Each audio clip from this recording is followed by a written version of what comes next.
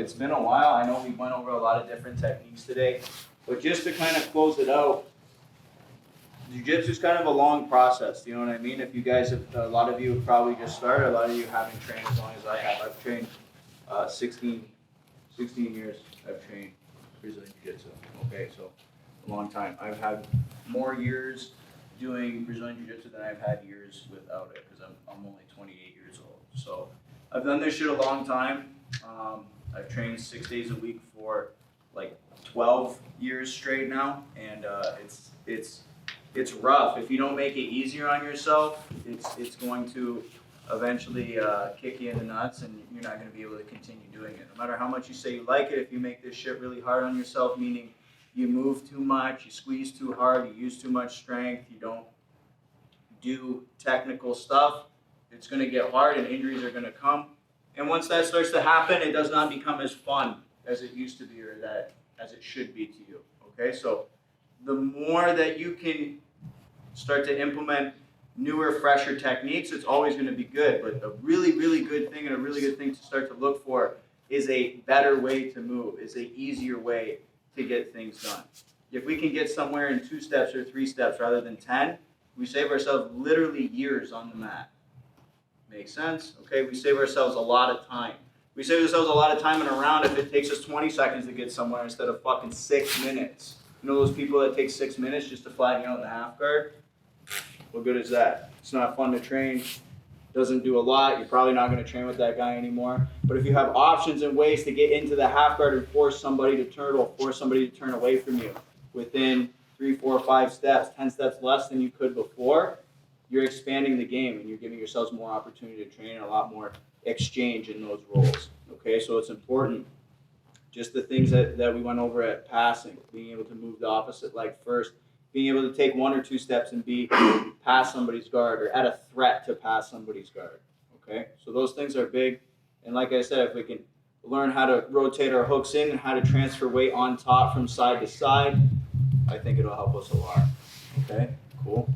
So this part, like I said, I leave it open to questions. If anybody wants to ask questions about anything you wish I would have shown that I didn't, questions about competition, questions about life, dieting, whatever. You guys can ask me any type of shit, okay? It's Midwest. Nobody wants to talk. So it takes somebody to ask the question first, and then everybody will start to spill out, okay? So as long as you guys, as many questions as you guys have, please feel free to answer, okay? We can. How often do you hit the iron? 4 times a week. 4 times a week? Yeah. 2 days a week upper, 2 days a week lower. Before your jiu-jitsu or after? Usually, almost always be after, because I want jiu-jitsu to be number one. Right. I don't want to be sore as fuck or anything when I go to train. 4 days a week? Yeah. We have a student here leaving for Worlds next week. It's the first time he's gone. Is there any advice or tips you'd give somebody competing at Worlds for the first time? Have fun. Yeah. But like actually. Yeah.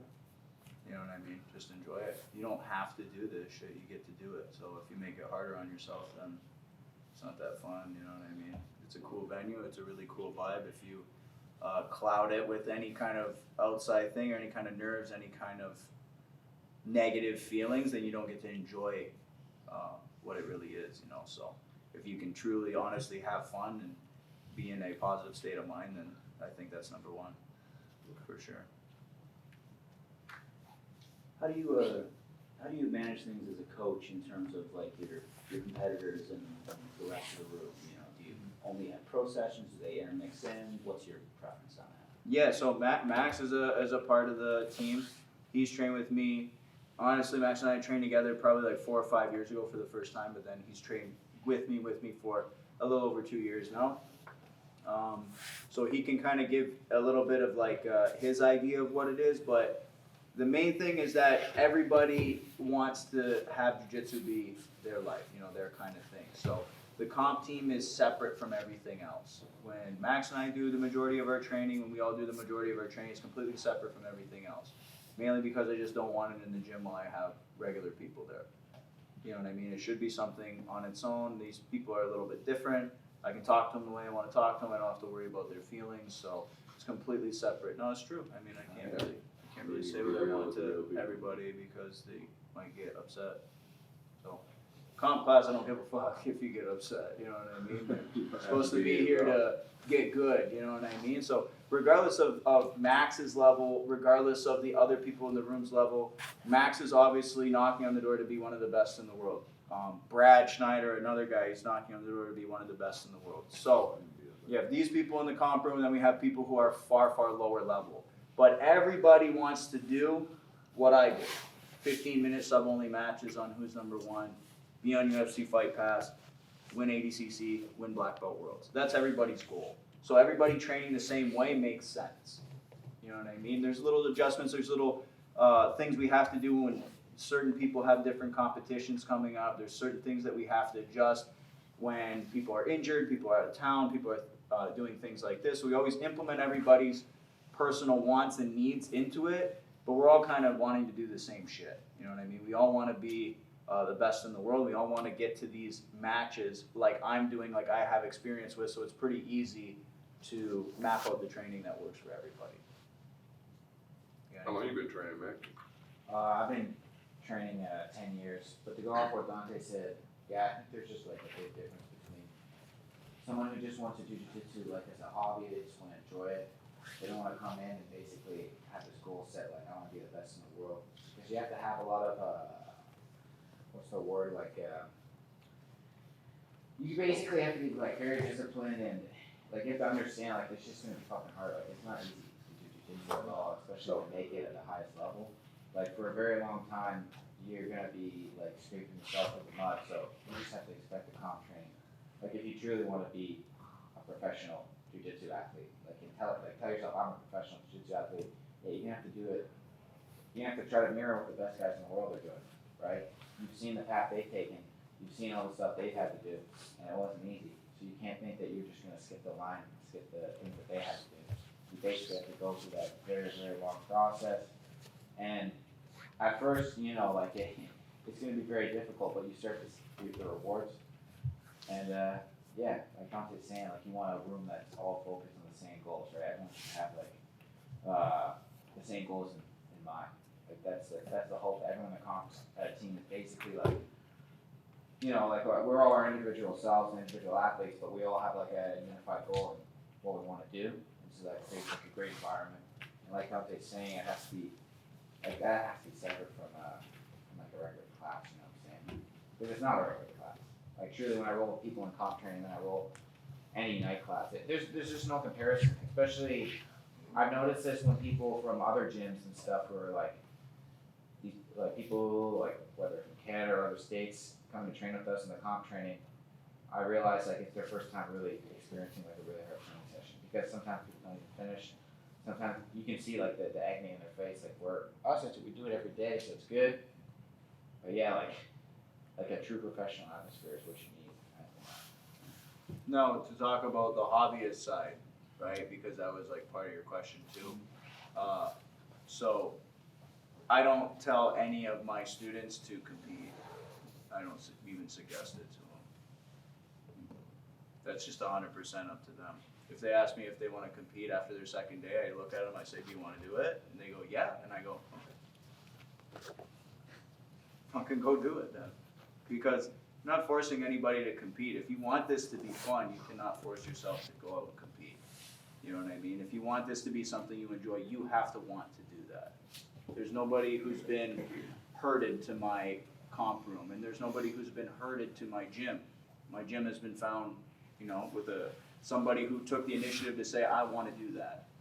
You know what I mean? So when they come in the gym, my job for the hobbyist, my job for the middle-aged person, my job for the guy who's 50, my job for the guy who's 20, college student, you know, the broad scope of the students that I have, my job is to give them a good training environment, high-level technique from proven instructors and instruction that they can use and enjoy to almost any level. To almost any level. The only way that they are going to outgrow what they are doing is if they want to take this one step further and come into the comp room, come into the comp training.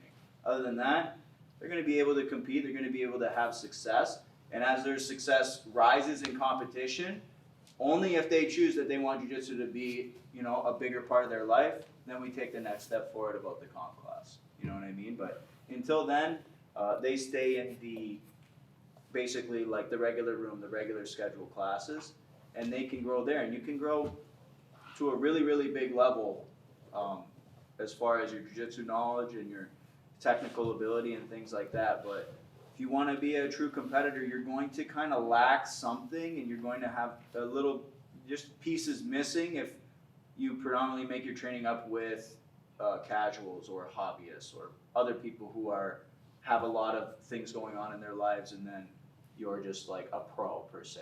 You know what I mean? Because if Max comes in and trains with a bunch of people in the night class, and he comes up to me and he tells me like, dude, I fucking took everybody down. I'm like, yeah, you took dudes down who worked 8 hours today and their kids were sick. That guy wasn't really sleeping till 10 hours, eating 6 meals a day, training to beat the fuck out of somebody. He's coming to jiu-jitsu because he likes this, you know what I mean? And this is what he wants to do. So that's why I feel like having those things separate is the best way. Cool. How do you structure your classes in general, or like for comp training? Like Comp training? how do you actually structure it? If if you're doing an hour, 2 hours, whatever. Yeah. How would you break that up? Comp training's relaxed start. Everybody comes in, shoot the shit, do whatever. Then we get a new technique. I teach, a couple times a week, 2 or 3 times a week, or I give an idea. We drill anywhere from 30 to 50 minutes, I would say. Always specific training. That changes every day through the week. And then, believe it or not, I probably train less than 12 live rounds a week. Maybe sometimes less than that. I mean, Do you ever train do, maybe once or twice in a day, so that's pretty much it. Negative positions, stuff like that. You do like positional sparring, stuff Yeah, like that. yeah, A lot of always. that kind of stuff. Position, Always. like with resistance Yeah. in different areas, but so you're not like just mindlessly drilling something. Yep. You're drilling it with resistance and intent, and then saving the live rounds for Yeah, it depends on. a point in time of the week. Like you're not just rolling the whole week. Yeah, That it makes depends on what, with drilling is kind of a different thing because it kind of depends on where we're at with something. So if we're getting close to a tournament, then we might just do kind of like an open drilling set where we're going like action reaction kind of thing. If we're trying to pick up some new technique or I'm trying to show something that I think is good for some people in the comp room, then we'll do some slower kind of try and learn it kind of technique similar to what we did today. But then that will kind of change. But the majority of my live sparring is done like with specific training or positional training, like starting on the back, starting turtle, starting in a single leg. I mean, 1,000 different ways. That's the majority of my live training rather than just like open 5, 10, 20 minute rolls. You had one. How do you feel about rolling at like 60-70% rather than like a live round? Do you ever do that where you kind of Like in a live round? yeah Yeah, in a live round, I probably never go like comp speed. Maybe 100%. maybe like a couple times a month if I had to be honest. Yeah, so I get throttled in training a lot, honestly. I don't look very good in training. I wouldn't watch you guys watch me train. I get pummeled, man. Some days Max beats me up. Some days I get real upset. Some days I throw shit, but it's all good. That's what training's for. You're supposed to get all mad and you're supposed to, that's why nobody else is there. It's a comp training. You can do whatever you want. You guys can fight each other on the mat if you guys really want. If you guys get mad at each other, you guys can punch each other. It's fine. No student's gonna get scared. You know what I mean? Nobody can get upset and smack anybody in the regular training because that's just completely inappropriate, but it's completely different in comp training, right? It's a time to grow and tensions are high, so it has a much different atmosphere. How long into like both of you guys for training did it take you to hit that like truly like full time where like all you do is jiu-jitsu, like how you talked about like you don't have to work other jobs or like jiu-jitsu is 100% of your focus? How long did that take into your time training? So I did like 6 months of college and then just dropped out. So since then, yeah, pretty much, man. Yeah, when I was a kid growing up, I never really had like a summer job or anything. I always played like sports. So when I was young, I played pretty high level hockey, and we used to play spring hockey. And then once I was kind of like on the fence about continuing to play hockey. I just started jiu-jitsu, then I really liked it. So then jiu-jitsu was year-round, so I could just do that, you know what I mean? And then I would do like odd jobs here and there, like cut people's grass. But I grew up in the country, you know what I mean? So I was like a busy kid on my own, like on the farm, between animals, between parents on a farm that are just like, you know, go dig a hole or do whatever. So, you know, that took up my time. And then any other time that I had free, I would be like, I don't want to do anything else. I just want to do jiu-jitsu. So like, you know what I mean? And like try and prove to everybody in my life like how good I am and I could be like successful with this. Like that was the number one kind of like hurdle to prove it. And then after that was just kind of just jiu-jitsu, yeah. Where do you think you find the most growth in jiu-jitsu? Like consistency, drilling? I think consistency is number one. Yeah, consistency is number one for sure.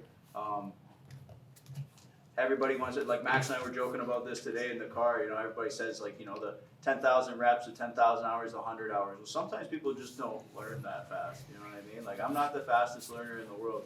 Don't be embarrassed, bro. I'm not the fastest learner either. I'm like, if I learn something, I can learn it faster than the average person, but I'm not going to be able to implement it.